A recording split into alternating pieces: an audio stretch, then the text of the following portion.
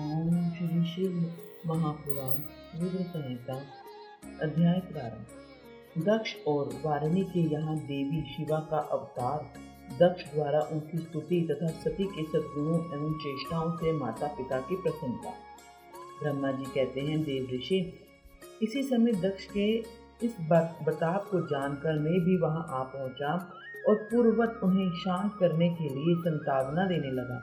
तुम्हारी प्रसन्नता को बढ़ाते हुए मैंने दक्ष के साथ तुम्हारा सुंदर स्नेहपूर्ण संबंध स्थापित कराया। तुम मेरे पुत्र हो, मुनियों में श्रेष्ठ और संपूर्ण देवताओं के प्रिय हो, अतः बड़े प्रेम से तुम्हें आश्वासन देकर मैं फिर अपने स्थान पर गया। तदंतर प्रजापति दक्ष ने मेरी अनुनय के अनुसार अपनी पत्नी के गर्भ से 60 सुंदरी कन्याओं को जन्म दिया और आलस्य रहित हो धर्म आदि के साथ उन सब का विवाह कर दिया। मुनीश्वर, मैं उसी प्रसंग को बड़े प्रेम से कह रहा हूँ, तुम सुनो। मुने, दक्ष ने अपनी 10 कन्याएं विधि पूर्वक धर्म को ब्याह दी, 13 कन्याएं कश्यप मुनि को दे दी और 27 कन्याओं का विवाह चंद्रमा के साथ कर दिया। भूत, अंगिरा तथा कृशाशव को उन्होंने 2-2 कन्याएं दी और शेष 4 कन्याओं का विवाह ताश्चर्य के साथ कर दिया। इन सबकी संतान परंपराओं से तीनों लोक भरे पड़े हैं, अतः विस्तार भय से उनका वर्णन नहीं किया जा सकता। कुछ लोग शिवा या सती को दक्ष की ज्येष्ठ पुत्री बनाते हैं, दूसरे लोग उन्हें मझली पुत्री कहते हैं तथा कुछ अन्य सबसे छोटी पुत्री मानते हैं। कल्प भेद से ये तीनों मत ठीक हैं।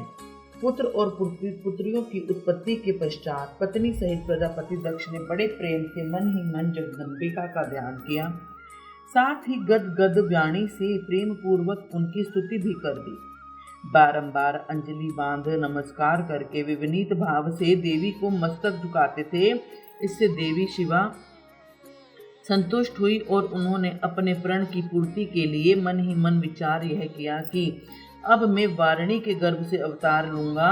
ऐसा विचार कर वे जगदम्बा दक्ष के हृदय में निवास करने लगी। मुनि श्रेष्ठ, उस समय दक्ष की बड़ी शोभा होने लगी। फिर उत्तम मुहूर्त देखकर दक्ष ने अपनी पत्नी से प्रसन्नता पूर्वक गर्भाधान किया। तब दयालु शिवा दक्ष पत्नी के चित्त में निवास करने लगी। उनमें गर्भ धारण के सभी चिन्ह प्रकट हो गए। तात उस अवस्था में वारिणी शोभा बढ़ गई और उसके चित्त में अधिक हर्ष छा गया। भगवती शिव के निवास के प्रभाव से वारिणी महामंगल रूपणी हो गई। दक्ष ने अपने कुल संप्रदाय, वेद, विज्ञान और हार्दिक उत्साह के अनुसार प्रसन्नता पूर्वक कुसुमवन आदि संस्कार संबंधी श्रेष्ठ क्रियाएं संपन्न की। उन कर्मों के अनुष्ठान के समय महान उत्सव हुआ। प्रजापति ने ब्राह्मण को उनकी इच्छा के अनुसार धन दिया। उस अवसर पर वारिणी के गर्भ में देवी का निवास हुआ। जानकर श्री विष्णु आदि सब देवताओं को बड़ी प्रसन्नता हुई। उन सब ने वहां आकर जगदम्बा का स्तवन किया और समस्त लोगों का उपकार करने वाली देवी शिवा को बारंबार प्रणाम किया।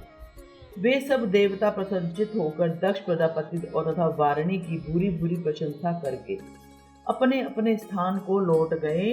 नारद, जब 9 महीने बीत गए तब लौकिक गति का निर्वाह कराकर 10वें महीने के पूर्ण होने पर चंद्रमा आदि ग्रहों के साथ ताराओं की अनुकूलता से युक्त सुखद मुहूर्त में देवी शिवा शीघ्र ही अपनी माता के सामने प्रकट हुई।